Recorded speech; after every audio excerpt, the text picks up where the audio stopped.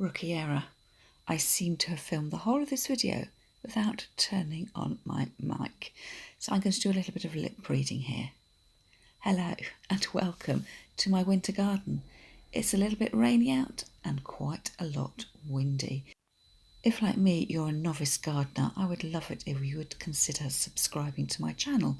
All you need to do is to hit the red button marked subscribe, and that means next time you open the YouTube app on your phone, your laptop or your computer, one of my videos will be waiting for you. Now, you might remember a short time ago I filmed a video when I created an auricular theatre using violas. I planted them in small terracotta pots and placed them on a ladder which is leaning up against my pear tree. Because they were in such small pots, with the high winds we've been having locally, they've started falling off the ladder, so I thought the time had come to replant them into a heavier pot. So I'm going to plant my 4 violas here into one big terracotta pot which I found in the garden shed.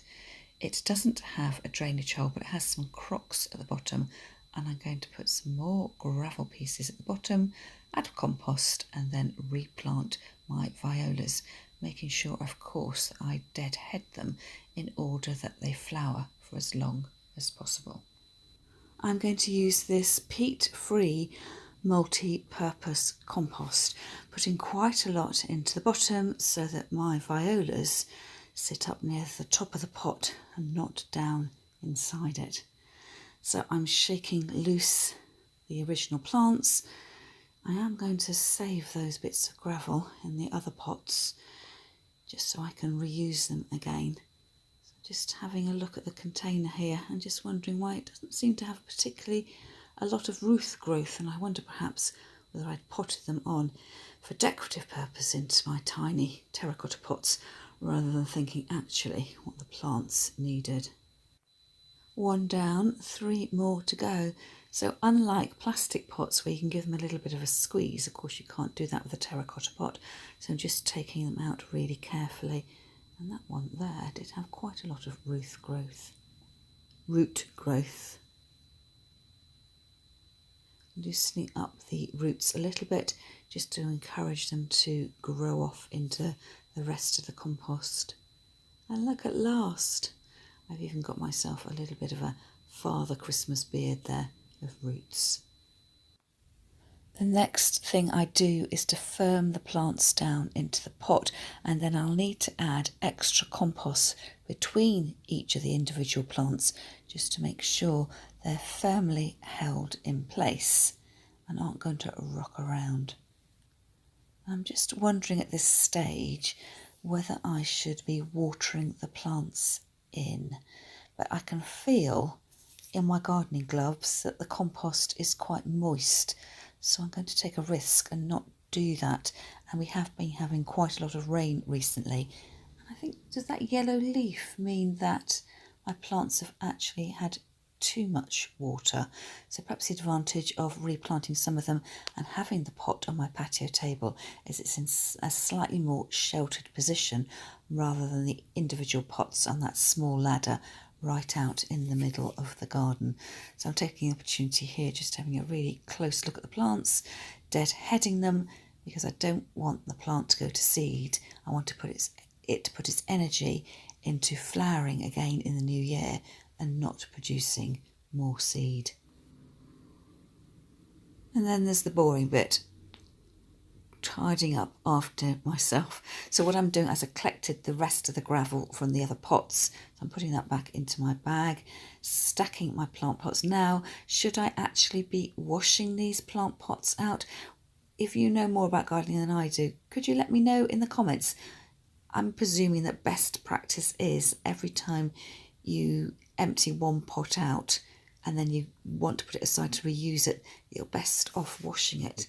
But do you actually do that in real life? I don't quite know. Planting's done. I'm all ready to set up my winter garden on my patio table. I'm just using my gardening gloves to hand wipe over the tablecloth which we use. It's just protecting the vintage antique pine table we've got out in the garden. It's set up underneath a pergola which has grapevine growing on it and clematis, so there's lots of leafy detritus that lands on it on a daily basis, and to be honest I don't really clean it off unless of course I've got someone coming around for tea, and you can guarantee I will have a bucket of hot water and fairy liquid to make sure it's sparkling clean. And sometimes I take the protective cloth off and put a very nice linen tablecloth on there in the summertime. And then the 4 black weights you can see there are 4 black weights to hold the tablecloth down when it's a bit windy.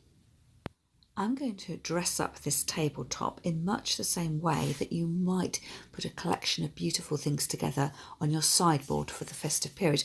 And I've got these 2 rusty pans. One's a cake tin, which looks far too complicated for actually baking a cake tin in. I can't imagine the cake would slide out smoothly, but I've used this a few years ago for planting bulbs in.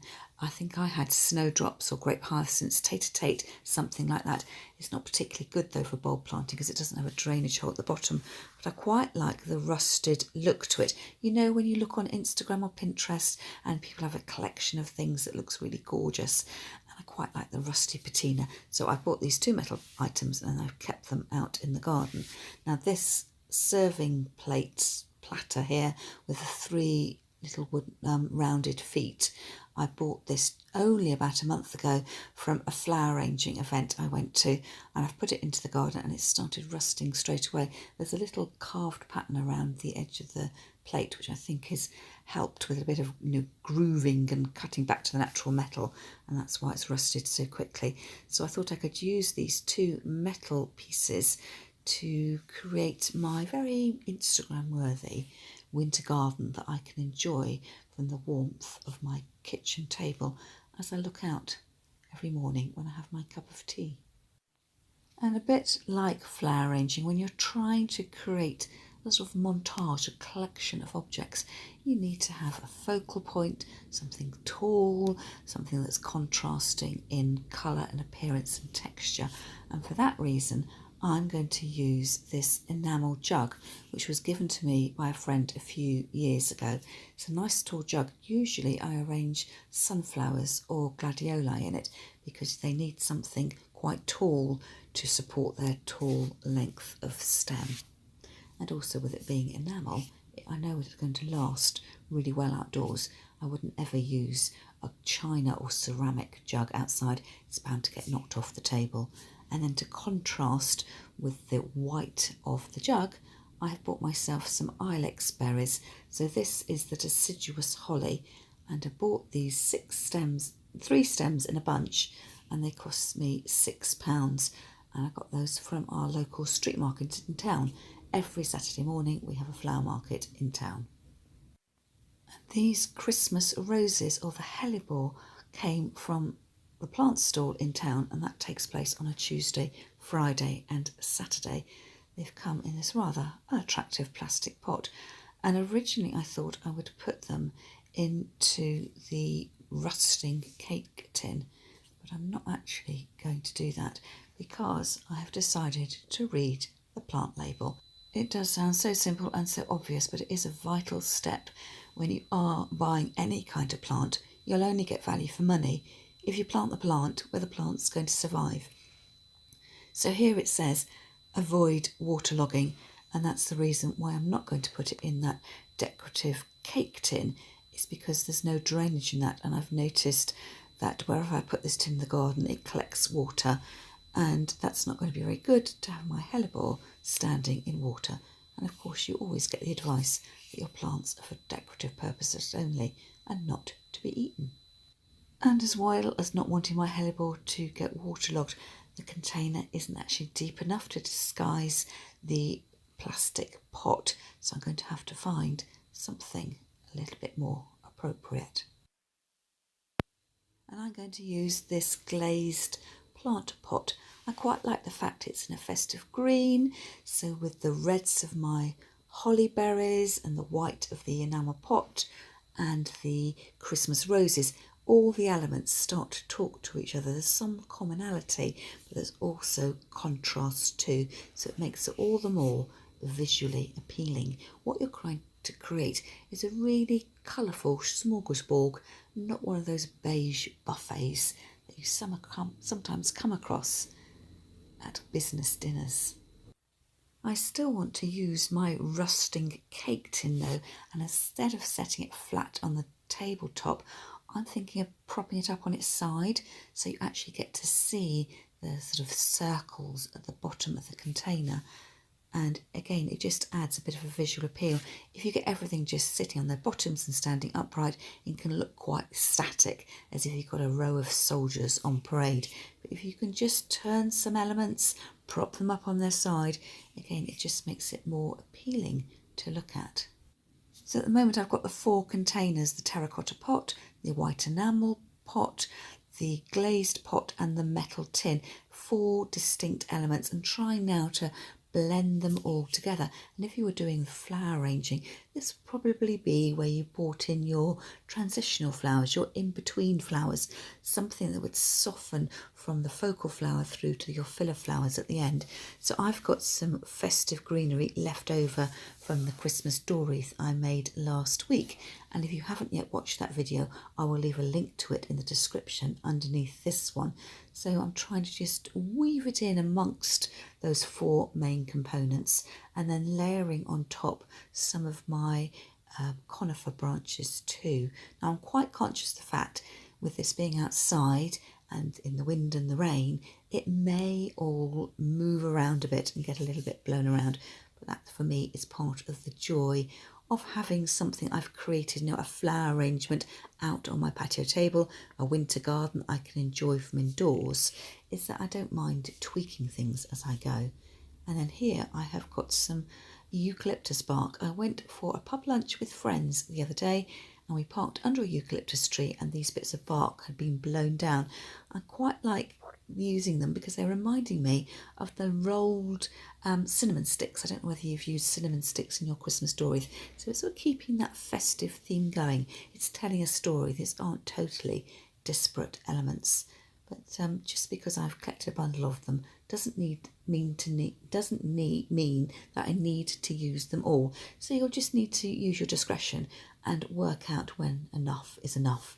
And you may well need to put some of your bits and bobs back in your workshop or your garden shed to use another time. So I think I'm pretty much done here. Let's check out the view from inside my kitchen. And this is the view that I get from my place at the kitchen table. And as you can see, I've designed everything so that I get the perfect view. Now I've just gone back into my workshop to tidy a few bits and pieces away, and I have discovered a forlorn box of pine cones. So I thought I might just add in a few pine cones as one final decorative flourish. And one of my pine cones has been wired up. If you watch my previous videos, you would have seen me showing you how to wire pine cones so you could add them in to your own door wreaths. So rather than discarding that one, I'm going to make use of it and bend the wires back and then poke it inside my pot of replanted violas. So it just sits in that perfect position. Now, pine cones are a bit like nature's barometer. You'll have seen that my pine cones are lovely and open, but with the colder, wetter winter weather, they will start to close up over time and they take on a total different form. But once you get those dried and back in the warmth, they will open up again. So don't ever discard the really tightly closed pine cones. You will eventually be able to use them for maximum decorative effect. And as I said when I added in my eucalyptus bark, you need to decide when enough is enough, and also take into effect that some of this might get blown off your tabletop overnight. But I think that's the joy of arranging and rearranging things. So thank you so much for joining me in the garden today and cheering me along as I create my winter garden to be enjoyed from the warmth of my kitchen. Now, if you love all things flower arranging, crafting and you love going to the charity shops like I do, why don't you consider signing up to become a member of my YouTube channel? There's a membership fee to be paid, and that gets you early access to watch my Monday uploads advert free, and you also get free access to my monthly flower arranging club. So that's all for me for now. I do hope you have a fabulous Christmas, and I'll catch up with you again in the new year.